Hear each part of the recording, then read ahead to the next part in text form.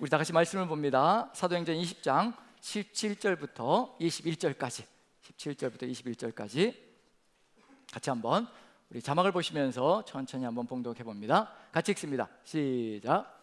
바울이 밀레도에서 사람을 에베소로 보내어 교회 장로들을 청하니 오매 그들에게 말하되 아시아에 들어온 첫날부터 지금까지 내가 항상 여러분 가운데서 어떻게 행하였는지를 여러분도 아는 바니 곧 모든 겸손과 눈물이며 유대인의 간계로 말미암아 당한 시험을 참고 주를 섬긴 것과 유익한 것은 무엇이든지 공중 앞에서나 각 집에서나 거리낌이 없이 여러분에게 전하며 가르치고 유대인과 헬라인들에게 하나님께 대한 회개와 우리 주 예수 그리스도께 대한 믿음을 증언한 것이라.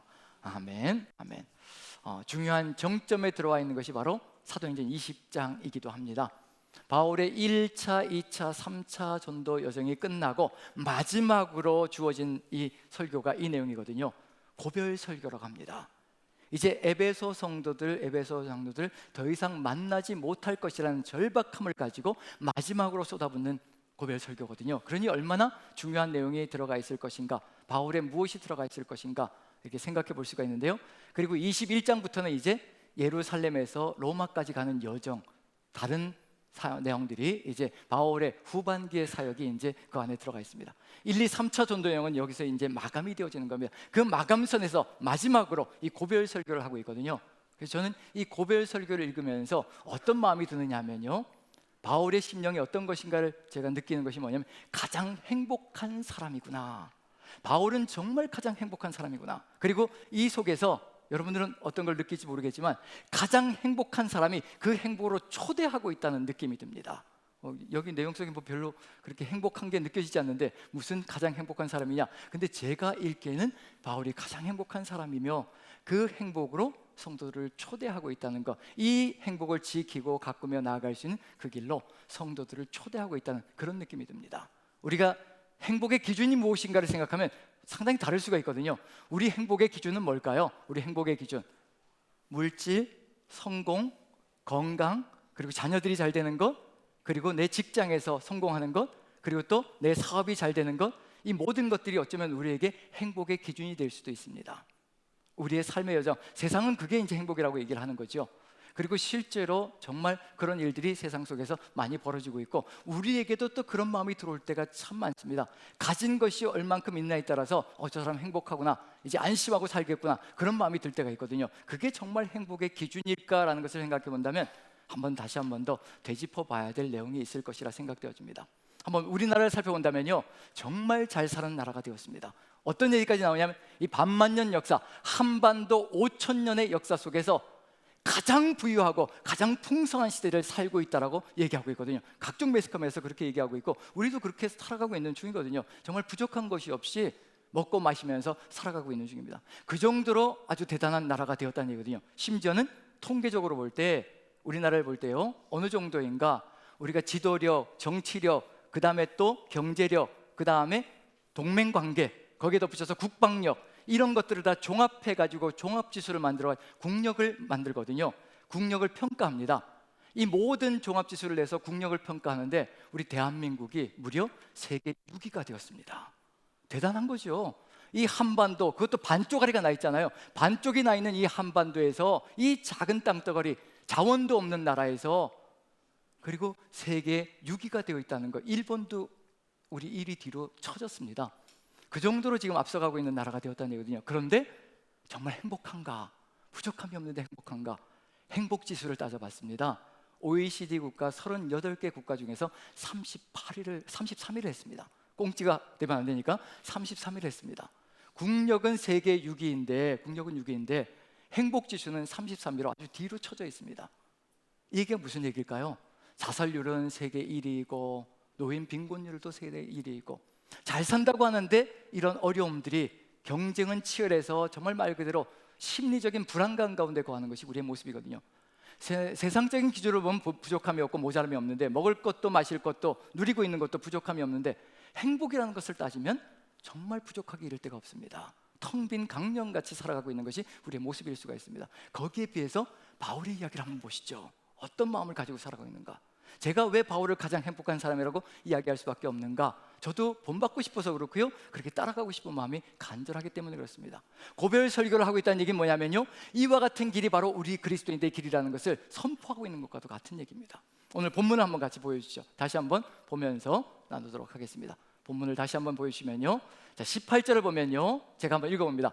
오매 그들에게 말하되 아시아에 들어온 첫날부터 지금까지 내가 항상 여러분 가운데서 어떻게 행하였는지를 여러분도 아는 바니, 아시아에 들어온 지 에베소 지역에 와서 말씀을 전한 지 첫날부터 지금까지 어떻게 살아왔고 어떻게 전했고 어떻게 지내왔는지를 여러분들이 이미 생생하게 다 보았고 알고 있다고 얘기를 합니다. 그리고 여러분들이 19절을 같이 읽으면서 이게 행복한 사람인가 한번 판단해 보시죠. 세상과 비교할 때 이게 행복의 기준이 될 수 있나 한번 판단해 보시죠. 19절 같이 한번 읽어봅니다. 같이 시작.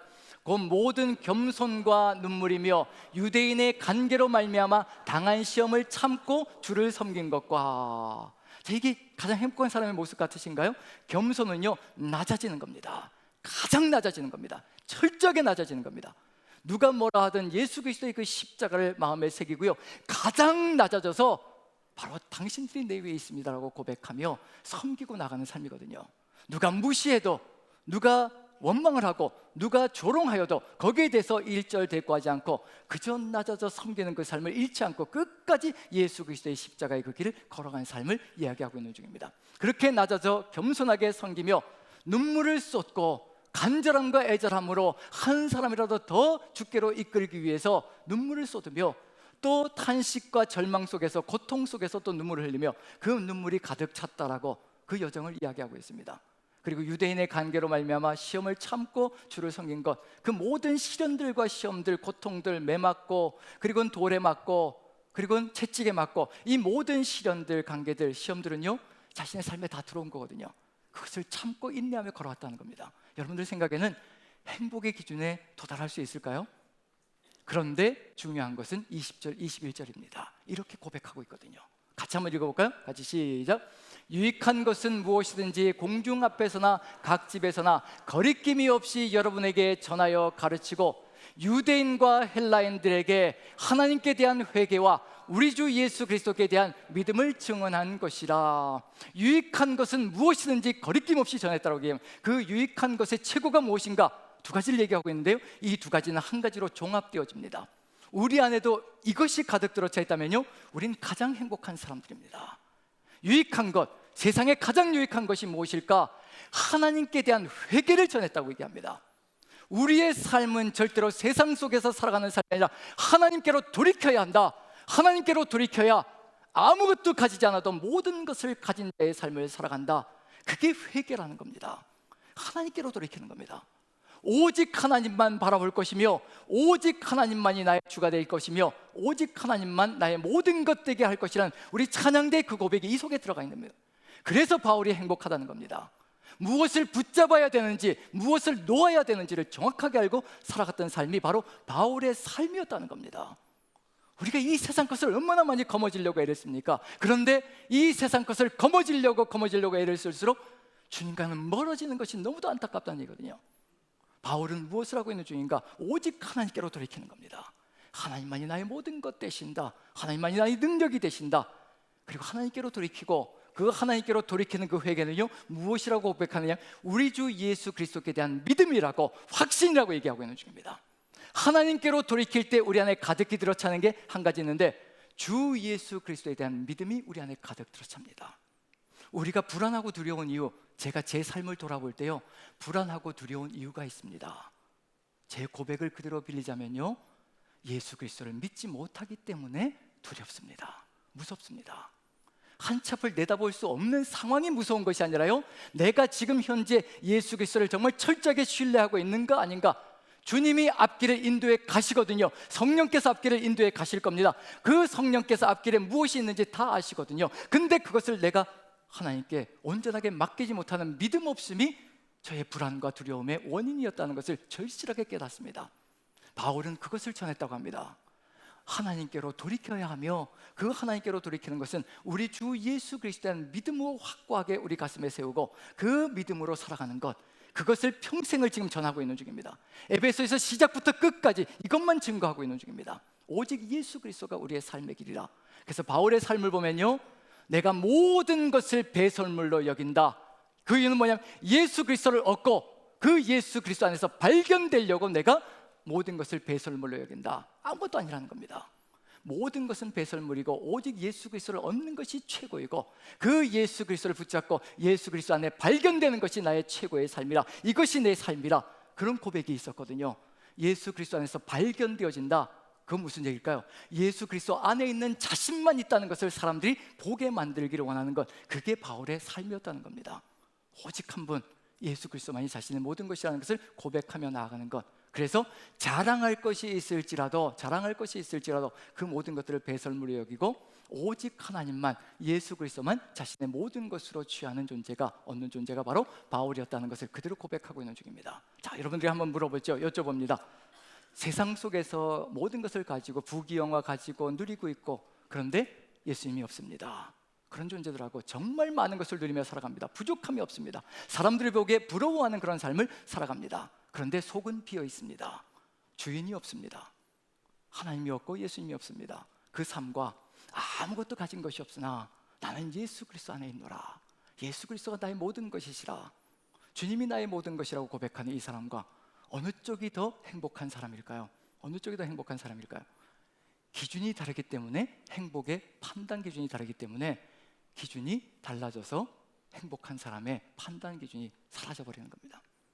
말씀 속에서 우리가 살펴본다면요, 바울이 왜 가장 행복한 사람이라고 고백할 수밖에 없는가, 그렇게 이야기할 수밖에 없는가, 이제 말씀 속에서 우리가 봐야 되겠죠. 기준은 어디에 있냐면 우리는 하나님의 말씀 속에 기준이 들어가 있습니다. 우리가 신명기서를 알고 있죠.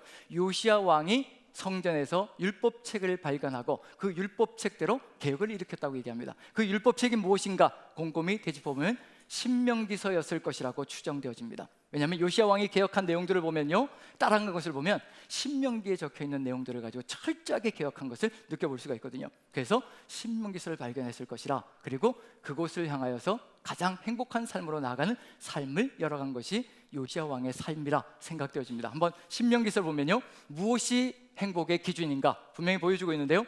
자, 33장 29절을 한번 읽어봅니다. 같이 읽습니다. 시작. 이스라엘이여, 너는 행복한 사람이로다. 여호와의 구원을 너같이 얻은 백성이 누구냐? 그는 너를 돕는 방패시요 내 영광의 칼이시로다. 내 대적이 내게 복종하리니 내가 그들을 높은 곳을 밟으리로다. 이스라엘을 향하여 너희는 행복한 사람이로다 선포하고 있거든요. 하나님께서 선포하시는 겁니다. 왜 행복한 것인가? 너희와 같이 여호와의 구원을 얻은 백성이 어디에 있는가? 너희와 같이 여호와가 함께하는 백성이 어디 있는가? 너희와 같이 여호와의 구원 속에, 행복 속에 거하는 백성이 어디 있는가? 여호와의 구원 속에 거하고 여호와 안에 거한다는 것은 무슨 이야기인가? 뭘 보여주고 있냐면요, 그는 너를 돕는 방패이시고 내 영광의 칼이시로다.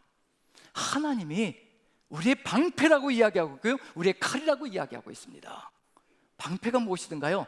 세상의 모든 위험을 다 막아주는 방패이거든요. 하나님이 우리의 방패가 되시면 이 세상의 어떤 위험도 다 막아낸다는 것을 이야기하고 있는 중입니다.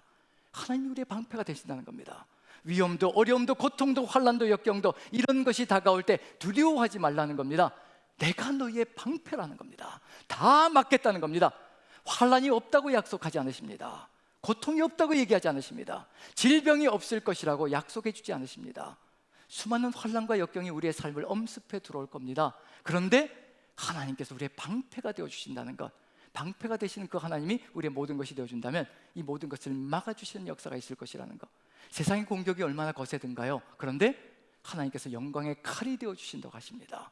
오히려 세상의 공격을 방패로 막아주시고 세상을 향하여 이기며 나아갈 수 있는 칼이 되어주신다라고 이야기할 때, 감히 누가 우리를 대적할 수 있을 것이며 감히 무엇이 우리를 무너뜨릴 수 있을 것인가, 지금 그걸 얘기하고 있는 중이거든요. 하나님이 우리와 함께 하신다면 이와 같은 역사가 일어날 것이며 내 대적이 내게 복종할 것이고 내가 그들의 높은 곳을 밟는 역사가, 결론이 이루어질 것이라는 것을 우리에게 알려주고 있는 중입니다. 그래서 이스라엘은 행복한 사람들이고, 지금 하나님이 함께하는 우리, 오늘 찬양대가 오직 하나님만이 나의 모든 것입니다라고 고백한 그것이 우리에겐 가장 강력한 힘이고 최고의 행복을 고백하고 있는 것이라는 것을 우리가 안다면요, 이 고백을 잃지 않는다면 하나님과 함께 살아가는 삶이 멈춰지지 않을 것이라. 이것이 행복의 기준이 된다면요, 우린 이 세상에서 누구만을 얻으려고 할 것이냐? 하나님만을 바라보며 살아가는 존재가 될 것입니다. 그 하나님만 바라보는 존재가 되기 위해서 이제 신명기서는 또 이렇게 이야기를 합니다. 한번 10장 12절 13절 한번 같이 읽어보면요, 같이 읽습니다. 시작. 이스라엘아, 내 하나님 여호와께서 내게 요구하는 것이 무엇이냐? 곧 내 하나님 여호와를 경외하여 그의 모든 도를 행하고 그를 사랑하며 마음을 다하고 뜻을 다하여 내 하나님 여호와를 섬기고 내가 오늘 내 행복을 위하여 내게 명하는 여호와의 명령과 규례를 지킬 것이 아니냐. 무엇이 가장 소중한 것이 될 것인가? 오직 하나님만을 바라보며 하나님만을 사랑하는 그 삶이 최고의 행복이라는 것, 그 행복을 지키는 길이라는 것을 분명히 우리에게 선포하고 있는 중입니다. 그리고 그 하나님 안에 거하기 위해서, 하나님 사랑 안에 거하기 위해서 우리에게 무엇을 주셨는가? 우리의 행복을 위하여 명령과 규례를 주셨고, 이 명령과 규례, 하나님의 말씀을 지킬 때 우리는 가장 행복한 길을 지켜나가는 존재가 된다는 것을 그대로 알려주고 있는 중입니다. 우리가 지금 살아가는 삶의 정황 속에서 최고의 행복이 무엇인가? 하나님 안에 거하는 것이, 그 하나님이 우리의 보호자가 되시고 방패가 되시고 칼이 되시고, 그리고 그 보호 안에 거하기 위하여, 그 보호 안에 영원토록 거하기 위하여 하나님만이 우리의 모든 것이 되신다라고 고백하는 그 고백 속에 거하기 위하여 하나님의 말씀을 그대로 우리가 이루며 따라가는 삶을 살아갈 때 우리는 하나님과 함께 살아가는 존재로 세상이 우리를 이길 수 없는 존재가 된다는 것을 그대로 알려주고 있는 중입니다. 이게 우리가 살아가야 될 삶의 길이거든요. 이와 같은 길로 걸어갈 때 어느 누구도 무너뜨릴 수 없는 길, 그 길을 걸어간다는 것을 그대로 보여주고 있습니다. 지금 우리 안에 이 하나님을 향한 절대적인 신뢰와 믿음이 가득 들어차 있다면요, 우리의 삶의 상황이 관계가 없습니다. 우리가 무엇을 얼마나 가지고 있느냐, 세상 속에서 얼마나 성공했느냐, 사람들이 얼마나 인정하느냐, 그게 중요한 것이 아니라요, 내 안에 하나님께서 나의 주인이 되어서 내 삶을 이끌어가고 있느냐 아니냐, 그것이 바로 우리에겐 최고의 행복이 되고 최고의 길이 된다는 것을 그대로 보여주고 있는 중입니다. 이와 같은 길로 걸어가는 바울이기 때문에, 이와 같은 여정 속에 거해 있는 바울이기 때문에 가장 행복하다고 저는 이야기할 수 있고요, 그 바울의 고백을 보아도, 그 다음 고백을 보아도요, 분명하게 알 수 있는 게 뭐냐면 바울은 참 행복한 사람이구나, 이 하나님과 함께 걸어가는 삶이 어떤 것인지 마음속에 새기고 걸어가니 정말 행복한 사람이구나라는 것을 깨달을 수 있지 않을까라는 생각이 듭니다. 그래서 사도행전 20장으로 다시 넘어가 보면요, 바울의 이야기로 넘어가 봅니다. 22절을 같이 한번 읽어보죠. 22절, 바울이 어떤 고백을 하는지 같이 한번 읽어봅니다. 시작. 보라, 이제 나는 성령에 매여 예루살렘으로 가는데 거기서 무슨 일을 당할는지 알지 못하노라. 내가 성령에 매여 예루살렘으로 간다라고 이야기를 합니다. 성령에 매였다는 것, 성령과 하나로 연결되어져 있다는 것, 절대로 끊어지지 않는 고리로 연결되어져 있다는 것을 고백하고 있는 중입니다. 이걸 다른 말로 바꾸면 성령 충만이라고 얘기할 겁니다. 성령 충만은 다른 것이 아니라 성령과 연결되어져서 오직 성령의 인도하심을 따라 살아가는 삶의 길을 걸어가는 것, 그것을 의미하는 겁니다. 지금 바울은 하나님과 하나 되어져 걸어가는 것을 절대 끊지 않고 그 안에 거하며 걸어가고 있다는 것을 그대로 알려주고 있는 중입니다. 그런데 예루살렘으로 가는데 거기서 무슨 일을 당할는지 알지 못한다라고 이야기합니다. 바울이 대단한 사람인데도요, 자신의 앞길에 뭐가 있는지 모른다는 얘기입니다. 우리하고 똑같은 성령을 가진 사람입니다. 대단한 믿음을 가지고 있고 오직 하나님을 향하여 열정을 가지고 있는 사람이지만 자기 앞길에 뭐가 놓여져 있는지 우리처럼 똑같이 우리 앞길에 대해서는 맹인의 삶을 살아가고 있다는 얘기거든요. 앞길을 볼 수 있는 것이 중요한 게 아니라는 겁니다. 누구에게 매여서 살아가느냐, 그것이 가장 소중하다는 것을 알려주고 있는 중입니다. 내 앞길에 무슨 일이 벌어지는지 상관없습니다. 누구와 함께 하면요, 바로 예수 그리스도와 이 모든 것을 아시고 이끌어 가시는 그 주님과 함께 매여서 그 길을 걸어간다면요, 주님이 인도해 가실 것이고 그 길 속에서 방패가 되시고 칼이 되셔서 세상을 이기게 하시고 극복하게 하시며 이끌어 가실 것이라는 것, 그걸 바울은 믿고 확신하며 걸어가고 있는 중입니다. 예루살렘으로 가는데 무슨 일이 벌어질지 모릅니다. 우리도 삶을 살아가는데 우리 앞길에 무슨 일이 벌어질지 아무도 모릅니다. 지금 나가다가 어떤 일이 벌어질지, 이 예배 끝나고 나가다가 무슨 일이 벌어질지, 일주일의 삶을 살아가면서 어떤 역경들이 우리에게 다가올지 아무도 모릅니다. 하지만 가장 중요한 것, 바울이 선포하는 것, 성령에 매여 있다는 것, 이것이 가장 소중한 고백이라는 것, 하나님과 함께하고 있다는 겁니다. 전능하신 하나님과 모든 것 되신 하나님과 하나로 연결되어져야 한다는 것, 이것이 가장 소중한 고백이라는 것. 그리고 그 성령께서 23절 보시면요, 이와 같은 길로 가는데 무슨 행복이 있을까라고 생각할 수 있을지 모릅니다. 23절 같이 한번 읽어보죠. 같이 시작. 오직 성령이 각성해서 내게 증언하여 결박과 환난이 나를 기다린다 하시나. 결박과 환난이, 고통스러운 시간들이 너를 기다리고 있다라고 이야기하고 계시다는 겁니다. 누가요? 성령께서요. 어디에서요? 각 성마다 예루살렘으로 가고 있는데 머무는 곳마다 성령께서 얘기하시는 겁니다. 얘야, 결박과 환난이 기다리고 있다. 얘야, 세상이 이렇게 어려움이 기다리고 있다. 우리에게 꽃길을 절대 얘기하지 않으십니다. 혹시 여러분들 예수 그리스도를 철저하게 잘 믿으면 내 앞길은 환하게 열릴 것이며 꽃길만 있을 것이며 형통하는 길만 있을 것이라 그런 생각을 하고 걸어가신다면요, 애저녁에 포기하십시오. 절대 그런 법 없습니다. 우리 주님께서 약속하시는 건 뭐냐면요, 우리 앞길에 결박과 환난이 있을 것이라고 얘기하고 있는 중입니다. 성령께서 친히 얘기해 주시는 겁니다. 성령께서 친히 얘기해 주시는 게 뭘까요? 가는 곳마다 얘기하시는 환난과 결박이, 어려움들이 너를 기다리고 있다. 이게 무슨 얘기일까요? 애달픈 마음으로, 고통스러운 마음으로 아버지께서 이 얘기를 하고 계시는 중입니다. 얘야, 이 앞에 이런 것이 기다리고 있다. 아버지의 마음이 어떤 것인지, 얼마나 애절할 것인지, 정말 이것을 견뎌낼 수 있을 것인가 아닐 것인가, 그런 애처로운 마음을 가지고 바울을 바라보며 각성마다 결박과 환난이 기다리고 있다, 그것을 얘기하고 있는 중이거든요. 저는 이 아버지의 심정이 어떤 것인지 이해가 됩니다. 저도 자식을 키우고 있는 입장이기 때문에요, 우리도 자식을 키우고 있잖아요. 이 심정이 어떤 것인지 이해가 되죠. 결박과 환난, 자식이 결박과 환난을 당하는 삶으로 이끌어가기를 원하는 사람이 누가 있겠습니까?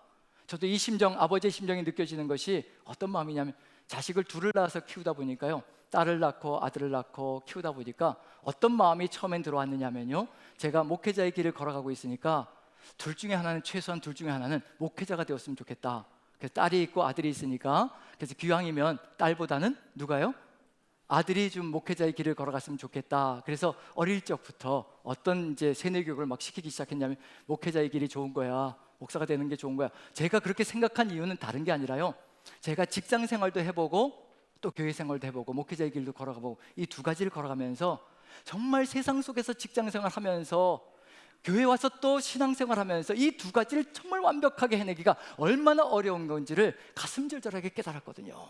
세상 속에 들어가면 그 절박한 상황 속에서, 그 처절한 상황 속에서 때로는 굽혀야 할 때도 있고 때로는 타협해야 될 때도 있고, 그런 것들을 바라보며 기왕이면 인생길 살아가는데, 우리가 다 왕같은 제사장들인데 분명히 그렇잖아요. 목회자와 성도의 구별이 없잖아요. 왕같은 제사장들이거든요.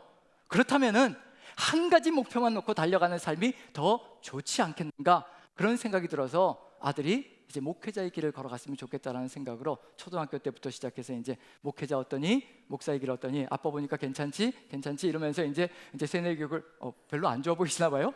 괜찮지 하면서 계속 이제 세뇌를 시키면서 왔는데, 이 21세기로 들어서면서요, 마음이 달라지기 시작했습니다. 이제 뭔가 보이기 시작하는 거예요. 뭐가 보이기 시작하느냐면요, 세상이 너무 각박하게 변해가기 시작하는 거예요. 80년대, 90년대 제가 신학을 시작할 때까지는 그래도 좋았습니다. 교회가 부흥이 되어지고요, 목회자를 존중하면서 그래도 세상 속에서, 그래도 세상 사람들도 목사하면 이렇게 좀 존중해주는 그런 분위기가 있었거든요. 근데 21세기로 들어서면서 모든 것이 뒤죽박죽이 되기 시작합니다.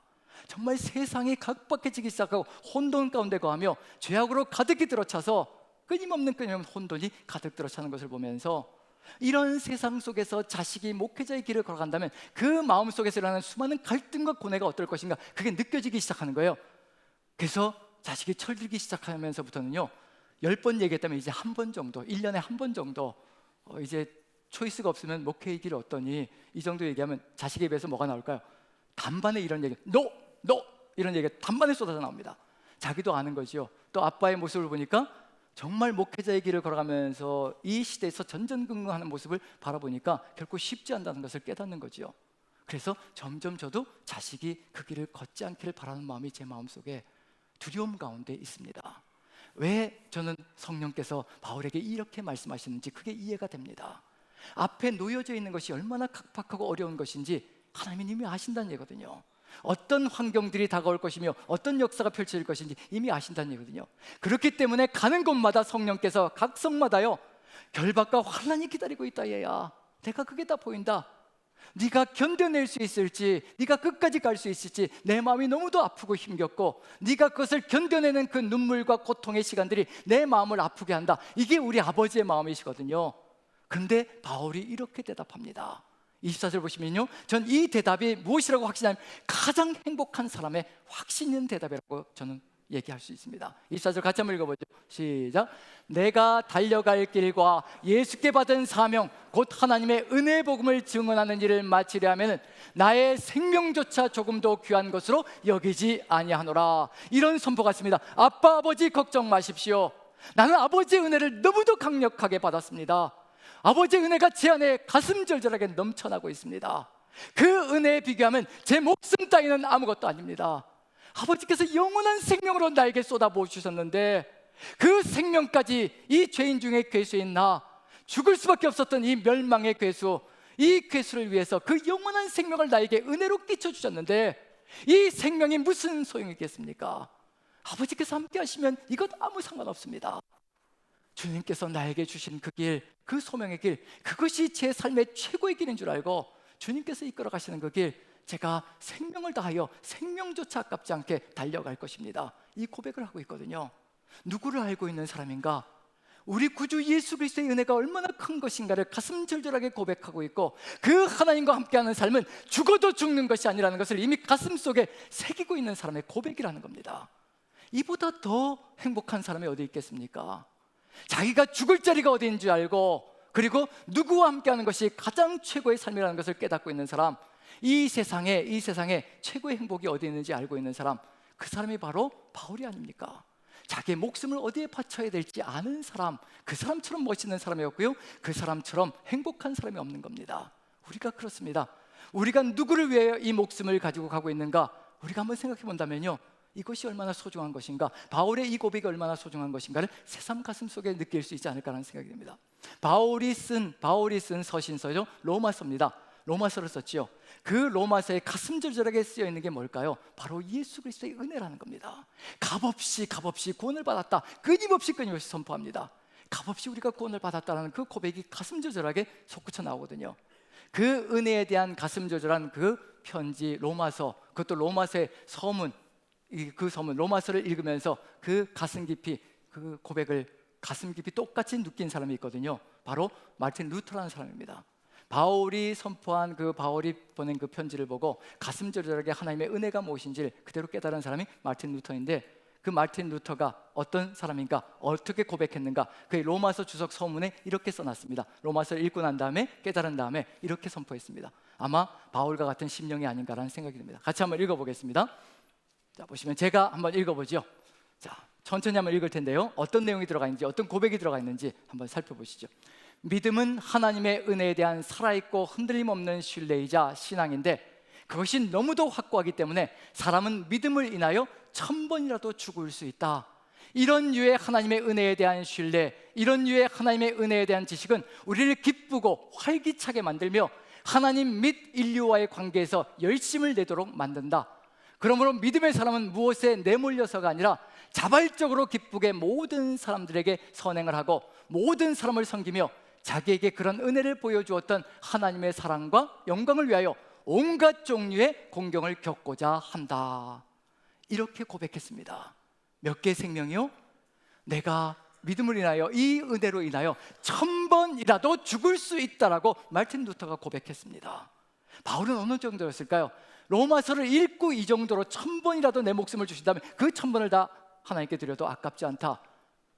바울사는 어땠을까요? 1000번 아니라 10,000번, 100,000번, 100,000번의 목숨이 주어질지라도, 그것을 다 주님께 드릴지라도 절대로 아깝지 않다라고 고백하는 것이 바울 사도의 고백이었을 것이라고 저는 확신합니다.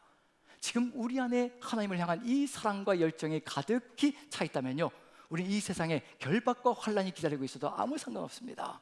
성령께서 이끌어 가시는 그 길 속에 성령께서 때로 이기게 하시고 역경을 견디게 하시고 방패와 칼이 되셔서 이끌어 가실 것을 믿기 때문에 우리는 이 모든 것을 이겨낼 수 있는 존재가 될 것이라는 것, 이렇게 이야기하는 이유가 뭘까요?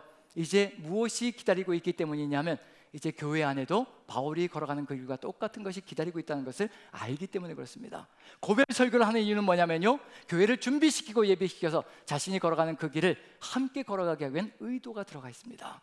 그래서 교회에 어떤 일이 닥칠 것인가, 이 고별 설교 속에 들어가 있는데 한번 읽어봅니다. 20장입니다. 사도행전. 자, 같이 한번 읽어보죠. 28절부터 30절까지 같이 시작. 여러분은 자기를 위하여 온 양떼를 위하여 삼가라.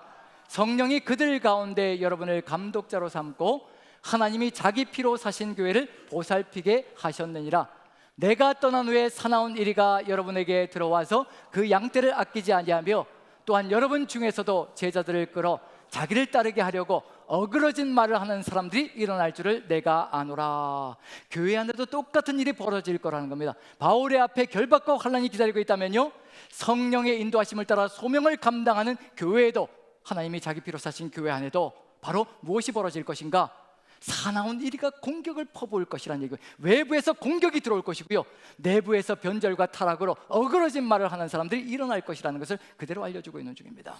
지금도 우리 안에서 벌어지고 있는 일입니다. 지금도 이때같이 세상이요, 차별금지법이니 동성애 옹호니 이런 것들로 교회를 끊임없이 공격해 들어오며 무너뜨리려고 한가님을 쓰고 있는 중입니다. 우리가 그것을 어떻게 막아낼 수 있겠습니까? 주가 아니시면 절대로 막을 수 없다는 얘기거든요. 오직 주의 이름으로 나가는 것, 그것밖에 없습니다. 세상의 위력과 공격이 이렇게 거세게 이리같이 덤벼들고 있다는 얘기거든요. 그리고 거기에 덧붙여서 우리 안에서도 무엇이 일어나고 있는 중인가? 변절과 타협이 일어나고 있는 중입니다. 세상과 타협해서 세상이 살아가는 방식으로 어그러진 말을 하며 복음을 굽히고 그리고 주의 뜻을 받들지 않는 그 삶의 길들을 걸어가며 이것이 바로 우리가 세상 속에서 살아갈 수 있는 길이다라고 이야기를 하며 살아가는 방식이 우리의 삶을 뒤덮을 수가 있습니다. 외부의 공격과 내부의 변절이 교회를 무너뜨릴 것이라는 것, 그러기에 지금 똑같은 결박과 환난이 기다리고 있는 이 교회를 향해서 바울이 선포하고 있는 중입니다. 이겨낼 수 있는 길이 어디에 있을 것인가? 가장 행복한 삶을 지킬 수 있는 길이 어디에 있을 것인가? 그것은 다른 것이 없지요, 너희 행복을 위하여 내가 너에게 명하는 여호와의 명령과 규례를 지킬 것이 아니냐.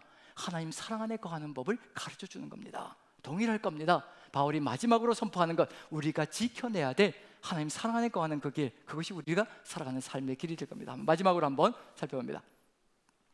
20장 31절 31절. 자, 이와 같은 길이 우리가 걸어가야 될 길이라는 거 같이 읽습니다. 시작. 그러므로 여러분이 일깨어 내가 3년이나 밤낮 쉬지 않고 눈물로 각 사람을 훈계하던 것을 기억하라. 지금 내가 여러분을 주와 및 그 은혜의 말씀에 부탁하노니 이 말씀이 여러분을 능히 든든하게 세우사 거룩하게 하심을 입은 모든 자 가운데서 기업이 있게 하시리라. 아멘. 여러분이 일깨어, 제발 깨어 있어야 합니다. 깨어 있어야 합니다. 깨어 있지 않으면 망하게 되고 무너지게 됩니다. 일깨어 깨어 있어서 내가 3년이나 밤낮 쉬지 않고 눈물로 각 사람을 훈계하던 것을 기억하십시오. 내가 무엇을 3년 동안 끊임없이 깨어서 밤낮 없이 눈물을 흘리며 전했는지 그것을 기억하십시오. 바로 그분이 예수 그리스도이시고 그것이 바로 예수 그리스도의 말씀이라는 것을 이야기하고 있는 중입니다. 내가 여러분을 주와 및 그 은혜의 말씀에 부탁하노니 그 말씀이, 그 예수 그리스도의 말씀이 여러분을 능히 든든히 세우사 거룩하심을 입을 모든 자 가운데서 기업이 있게 하실 것입니다. 주와, 즉 예수 그리스도와 그의 말씀 속에 거하는 것, 그것이 바로 이 시대를 이길 수 있는 최고의 길이며 주님의 보호막 안에 거하는 길이라는 것을 우리에게 알려주고 있는 중입니다. 성경은 분명히 얘기하고 있거든요. 바울 사도가 얘기한 하나님의 말씀, 예수님의 말씀, 성경은 하나님의 감동으로 된 것으로 교훈과 책망과 바르게 함과 의로 교육하기에 유익하니 이는 하나님의 사람으로 온전하게 하며 모든 선한 일을 행하게 능력 있게 하려 함이라 라고 분명히 선포하고 있거든요. 이 말씀이 우리의 삶을 이끌어갈 때 교훈과 책망과 바르게 함과 의로 교육하는 길로 나아갈 것이며 모든 선한 일을 아름답게 하는 능력으로 가득 들어차 주의 뜻을 이루어갈 것이라는 것을 분명히 선포하고 있는 것이라는 것을 마음에 새기며 주와 함께 이 길을 걸어가며 이제 태신자들에게, 새가족들에게, 그리고 또 믿지 않는 사람들에게 주의 복음을 증거하는, 행복으로 초대하는 그 사명을 우리가 평생토록 감당한 모두가 되기를 간절한 축복드립니다.